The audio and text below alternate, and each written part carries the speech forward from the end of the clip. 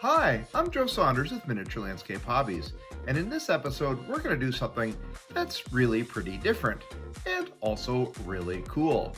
We're going to review, then build the Ginzan Onsen Book Nook by Anavrin.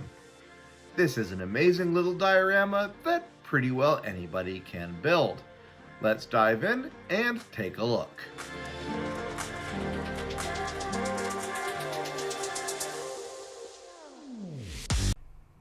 Miniature Landscape Hobbies is proudly supported by these sponsors.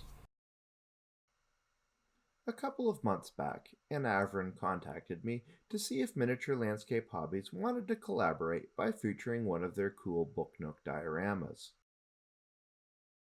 I was aware of their product line and the growing popularity of Book Nooks, so I thought, why not? And I jumped in. Now, most of my viewers will know that I'm a historical model builder, wargamer, and terrain maker, but I'm also a keen fan of miniature art of all types, and I've built plenty of miniature art pieces in the past.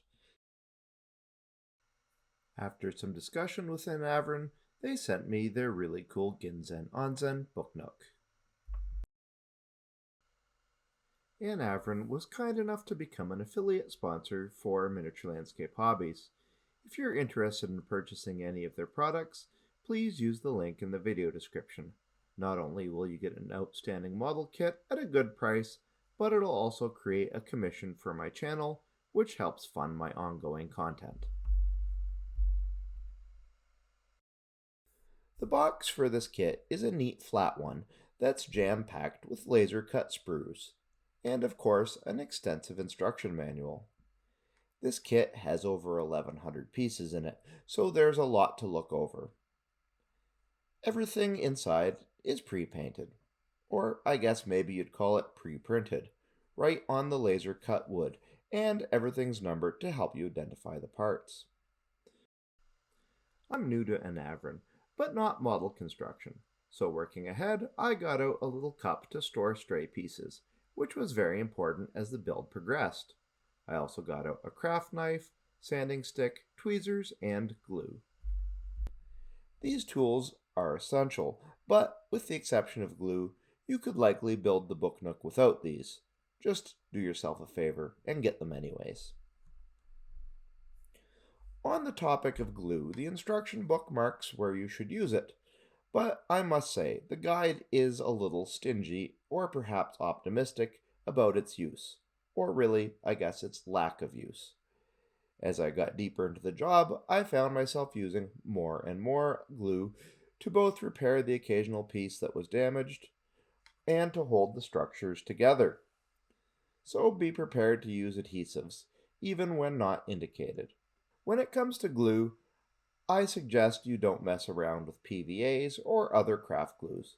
Go to the store and get a super glue or other cyanoacrylic, and get an activator spray while you're at it. This will keep the project moving along so you don't have to wait for drying times. The Ginzan Onsen Book Nook is the largest kit that Anavrin makes, and some sections of it are quite complex. The book says the Ginzan Onsen Book Nook will take 10 to 20 hours to complete. 10 hours, I think, is pretty optimistic. And I found this build to be time-consuming. What I'm saying here, though, is not time-consuming in a bad sense. This build was just plain fun and rewarding to do, but it felt more like a jigsaw puzzle, hunting down parts and using them to slowly assemble the finished result, rather than the traditional insert tab B into slot A kind of scale model build. With that out of the way, let's get down to building the model.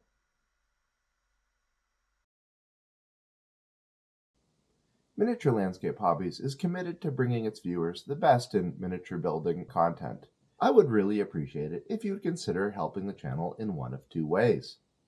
The first way is to leave a one-time donation by making a super thanks comment. The other is by considering joining our Patreon. Our Patreon community is growing all the time, and it offers tons of perks. Thanks for your time, and now back to the episode. Broadly speaking, the assembly of the Ginzan Onsen Book Nook is divided into 6 parts. Let's take a look at each one. The mechanical components are what you work on first, and they comprise a fair number of spindles and rollers. These are made up of a large number of parts, but all the construction is pretty straightforward. Between the gears, I used a sanding stick to take burrs out, and I used some lithium grease on the moving parts, although this likely wasn't necessary. The only issue I had with this element of the build was that it was quite slow. This isn't because of the build's complexity, that was really straightforward, but because most of the parts were still on the sprue and they were hard to find.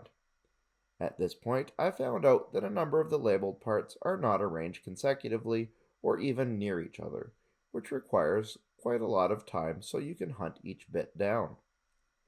Of course, as I became more aware of which components were located on the sprues and the parts got removed, this sped up and got easier, but it's worth noting. The mechanical parts will eventually be concealed in the main building, but first we must build the base under everything. To start, some mechanical components get placed on the bottom of the base. This creates a crankshaft for the motion of the water pipes on the side. I'm not going to lie here, this was fiddly work, and the parts were very tight-fitting. After the mechanical parts are installed on the underside of the base, the building foundations follow. This is pretty straightforward work that involves some large parts. At this point, you also build the cool little footbridge, which is bent to match the arching sides. Be careful when you install it though, it's quite fragile, though nothing that can't be fixed. The tunnel that comes out of the base has a subway car. This part of the build was fun to do, and it's the first spot you encounter self-adhesive light strips. The train and train track assembly doesn't show the need for glue, but you do want it, as there's no tab and slot construction here to hold the tracks and rails together. The small lights and exterior details on the train were too small for me to place by hand, so tweezers were important here. Now the majority of the mechanical element was done and integrated to the base. This meant the wiring was next. First you put down the self-adhesive light strips, although I had to use glue a couple of times to get them to fit 100%. Then you flip the whole thing over, refer to the diagram on page 22, and wire it all up. Take your time and you should have no trouble. The wiring tool that holds it all together relies on these nifty switches you flip to lock the wires in place. No fuss or issue, and no solder, thankfully. At this point, I have to let you know that I cheated. And you may want to as well. Why? Well, the gears, wires, and lights are now finished, and you're on page 24. Despite this, the actual completion of the electrical components doesn't happen until page 57. This kind of got me nervous because the wiring and gears get hidden under numerous structures later in the build and would be super hard to reach if there was an error in your previous work. For this reason, I jumped to the end and finished the wires, added the power supply, and powered it all up. I expected some troubles just due to the complexity of the build up to this point, and much to my surprise and delight, everything worked flawlessly. I did notice that the motor is quite loud, and this is mentioned in a lot of other reviews of this kit. But remember that the gears are made of a laser-cut wood, and machining tolerance has to be loose since the average person building this kit isn't a millwright or mechanical engineer. So the noise, you'll just have to live with it. Next up are the two bathhouses flanking the main building and forming the foreground of the diorama. Of note are the semi-transparent printed windows that let the light shine through from the interior. Don't let the complexity of this part of the model scare you. The instructions are clear, and if you take it step by step, there shouldn't be any surprises. Okay, maybe one surprise. Several pages into building the bathhouse on the left side, I realized that the one on the right was identical to it. Though this really wasn't a problem, it occurred to me that if I knew this earlier, I could have built them both simultaneously and saved a ton of time. And now we come to the main event, the large building. First up is the interior mechanism. The moving background looks cool, and it is made by cutting out and wrapping a paper scroll with the printed interior detail on it around the motor mechanism that we built at the very start. One thing to pay particular attention to here is that there are slots for the paper to thread through. I found fitting this challenging, and I ruined the first paper scroll doing it. Fortunately, Anavrin has included 3 of them, just in case, and by the second scroll, I installed it just fine. The main structure of the building is made up of several large plates, which you pin the clear window sections to. Except at this point, I forgot to peel the brown paper backing off the windows. A little while later, I realized my mistake, and had to take it all apart to fix this. It wasn't too bad, just a little inconvenient, and it was my mistake. Like the bathhouses, the main building was no problem to assemble up until I got to the roof sections. Then it all changed, and I encountered the most challenging part of the build. There are a huge number of brackets of several different shapes to attach, and while placing them in their correct sockets, they kept snapping. I rebuilt a few of them, only to have them snap again while installing them. At this point, I realized that the tab you insert into the wall plate was just too big to fit. This was easy to fix once I figured it out. I took out a craft knife, whittled the tab to fit, and glued it in place. This fix was not hard to do, but there are a huge number of these brackets that I had to tackle. What I need to point out here, though, is that you may not experience the same issue. But in case you encounter this, now you know and you can deal with it. With the bracket problem solved, you can then move on to preparing the roof. There are a lot of tiles to add, but it's quite straightforward if you watch to make sure you are getting the correctly numbered pieces. Lastly, you can pick up the whole building assembly, slot it over the paper roller mechanism, and snap it into place on the base.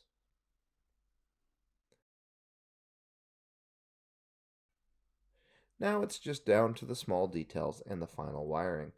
The instructions are very clear on what to do, and after some of the other steps, the remaining parts of the build are kind of a model builder's cool down period.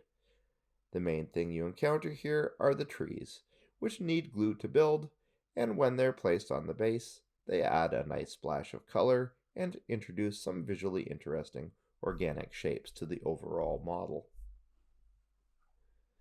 Now you flip the base on its end and complete the wiring. Now I mentioned previously that I jumped ahead on this, but there was still some wiring organization to do, and then came the final test.